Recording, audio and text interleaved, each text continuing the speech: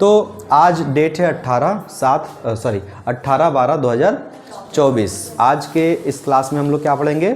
द्विविस्थापन अभिक्रिया। तो अभी तक सारे जो डेफिनेशन वगैरह वो लिखवा दिए हैं। अब हम समझते हैं कि इसका जो संरचना है, ये अभिक्रिया कैसे होता है, ये हम समझते हैं। तो जैसे कि हमने बताया था, याद करो, विस्थापन अभिक्रिया वाले में हमने क्या बताया था कि AB होता है और वो C आता है, दूसरा तत्व होता है। C क्या करता है? A को हटा देता है ना, यही तो होता है। तो ठीक इसमें भी वैसा ही होता है। नाम से ही तुम पता चल गया होगा कि द्विविस्थापन, यानी कि इसमें विस्थापन छिपा हुआ है। ठीक है, विस्थापन इसमें छिपा हुआ है। इसमें द्विविस्थापन यानी कि 2 बार विस्थापन होता है। तो अगर हम यौगिक लेते हैं AB, A क्या है हमारा? धनात्मक आयन होगा, B क्या होगा? ऋणात्मक आयन। दोनों मिलकर के एक आयन बना दिया। अब इसके साथ एक दूसरा यौगिक है, जैसे मान लेते हैं C है और D है। इसमें C पॉजिटिव होगा, D नेगेटिव होगा। उस स्थिति में क्या था? विस्थापन वाले कंडीशन में यहाँ पे D नहीं था, खाली एक तत्व था। लेकिन यहाँ पे 2 अलग अलग यौगिक है, AB भी है और CD भी है। ठीक है, तो अब ये जब अभिक्रिया करते हैं तो क्या करता है कि जो A आयन है, यानी कि जो A आयन है, ये जाएगा और इस D के साथ जुड़ जाएगा, और जो C आयन है वो आकर के इस B के साथ जुड़ जाएगा। इसे हम क्या कहते हैं? द्विविस्थापन। और बनाता क्या है? ध्यान देना कि चलो वो तो हम एग्जाम्पल में देख लेंगे। यहाँ पे क्या बनाएगा? AD बनाएगा और प्लस नहीं, CB लिखेंगे, क्योंकि हमारा C वाला प्लस है तो प्लस वाले को हम पहले लिखेंगे। ठीक, अच्छा, इसका कुछ एग्जाम्पल देख लेते हैं। ये सामान्य सूत्र है, इसको नोट कर सकते हो, और सामान्य सूत्र को नोट कर लो। तो अब हम लोग इसका एग्जाम्पल देखते हैं, इसका कोई एक उदाहरण। जैसे मान लेते हैं AlCl3 एल्यूमिनियम क्लोराइड है, और इसके साथ H2SO4 का अभिक्रिया कर देते हैं। तो इस अभिक्रिया में ध्यान देना, जैसे कि अभी हमने लिखवाया था कि कारक, भौतिक कारक, क्या इसको बाहर से तापमान देने की आवश्यकता है? नहीं, क्योंकि ये कभी कभी क्या होता है, अगर सक्रियात्मक सारणी देखो, अगर ऊपर के तत्व हो तो ये अपने आप होने लगता है, और अगर नीचे के तत्व हो तो इसमें बाहर से ऊष्मा वगैरह देने की आवश्यकता पड़ता है। तो यहाँ पे एल्यूमिनियम भी ऊपर है और हाइड्रोजन लगभग बीच में है, हल्का नीचे है, लेकिन कोई दिक्कत नहीं, ये हो जाएगा। अब इसमें हम आवेश वाले तत्वों को लिख देते हैं। ये पॉजिटिव 3 है, ये नेगेटिव 1 है संयोजकता। ठीक है, इसकी संयोजकता हाइड्रोजन का कितना होता है? +1, और इसका संयोजकता -2। यहाँ पे -2 किसका है? ये पूरा SO4 का है, आयन वाले लिस्ट में देख सकते हो। और यहाँ पे Cl जो कि एक नॉर्मल तत्व है, इसका भी होता है। अच्छा, द्विविस्थापन अब कैसे होगा? द्विविस्थापन जैसे हमने दिखाया ऊपर, एल्यूमिनियम किसके साथ जाएगा? SO4 के साथ जाके जुड़ेगा, और H किसके साथ आके जुड़ेगा? Cl के साथ आके जुड़ जाएगा। ठीक है, तो अब हम अगर लिखने में कोई असुविधा हो तो तुम अलग से इसको रफ कॉपी में कर लो। जैसे कि Al के साथ में हमने SO4 को जोड़ दिया तो क्या बना? एल्यूमिनियम का संयोजकता +3 होगा, इसका -2 होगा। एल्यूमिनियम किसके साथ जाएगा? 2 के साथ। SO4 3 के साथ आके जुड़ जाएगा। बनेगा क्या? आप बताओ जरा।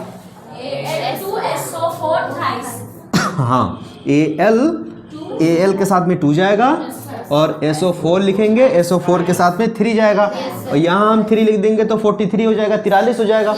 दिक्कत है, इसलिए हम क्या करेंगे?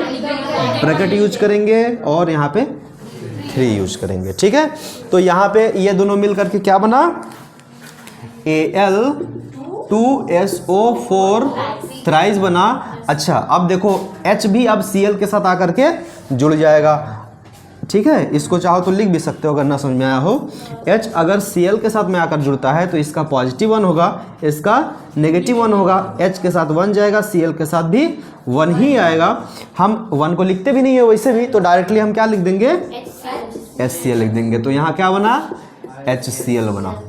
ठीक है, तो ये एक एग्जाम्पल है सामान्य सा द्विविस्थापन। हाँ, तो अब आगे देखते हैं, एक और उदाहरण देख लेते हैं।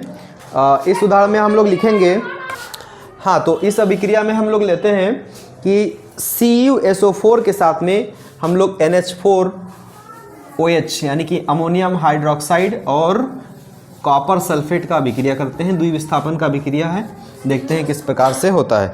इसको लिखो, CuSO4 के साथ में हम लोग NH4OH का अभिक्रिया करते हैं। अब यहाँ देखो 4 तत्व आ गए, तो ये दोनों क्या है, ये दोनों अलग अलग आयन हैं। अब हम क्या करते हैं, द्विविस्थापन अभिक्रिया जब करेंगे तो ये जो OH है जिसकी संयोजकता -1 होता है और NH4 इसकी संयोजकता कितना होता है, आयन वाली लिस्ट में देखो इसकी संयोजकता मिलेगा +1, धनात्मक होता है। ये कॉपर एक तत्व है, ये सिंपल सा +2 है और SO4 का -2 है। द्विविस्थापन अभिक्रिया जब होता है तो क्या होता है कि Cu किसके साथ जाता है, OH के साथ, और NH4 SO4 के साथ जाएगा।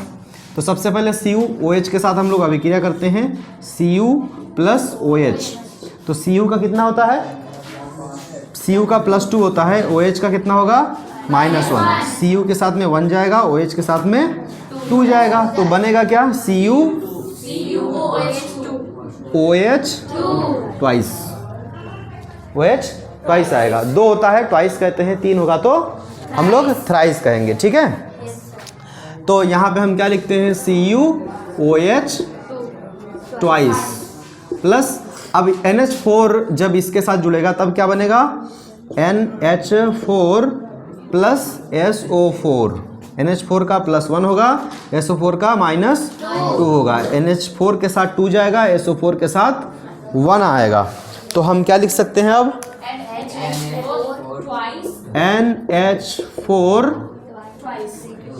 ट्वाइस। अब ट्वाइस जब लिखेंगे तो 42 हो जाएगा, तो क्या उपाय है, ब्रैकेट लगाएंगे। तो यहाँ ब्रैकेट लगा दिए और 2 लगा दिए और SO4 लिख दिए, SO4। तो यहाँ क्या बन गया, NH4 ट्वाइस SO4, ठीक है।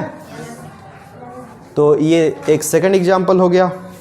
एक चीज़ और इसमें ध्यान रखो, इसको अभी लिख लेना। देखो, जब कोई तत्व या आयन या यौगिक किसी दूसरे तत्व या आयन या यौगिक के साथ अभिक्रिया करता है तो अभिक्रिया करने की एक कंडीशन है, उस कंडीशन में होने पर ही अभिक्रिया करेगा।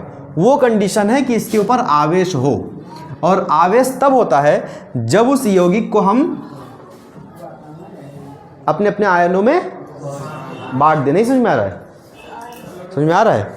जैसे कि अगर हम NaCl को ले लेते हैं, NaCl का अर्थ क्या होता है, सोडियम क्लोराइड होता है।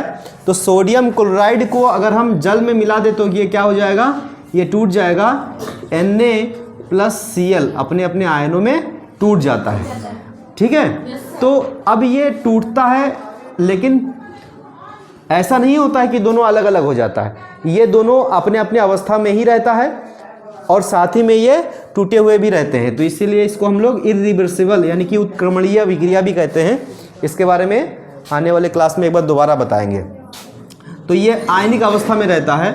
आयनिक अवस्था में जब रहता है तब उसे हम क्या कहते हैं, एक्वस, क्या कहते हैं, एक्वस कहते हैं। तो ये एक्वस अवस्था में जब होता है तभी ये अभिक्रिया संपन्न होता है, ठीक है। समझ में आया। तो अभी सारी चीज़ को नोट कर लो, कल लिख करके ले आना सारे लोग, ठीक है। इस वीडियो को अभी हम अपलोड कर देंगे।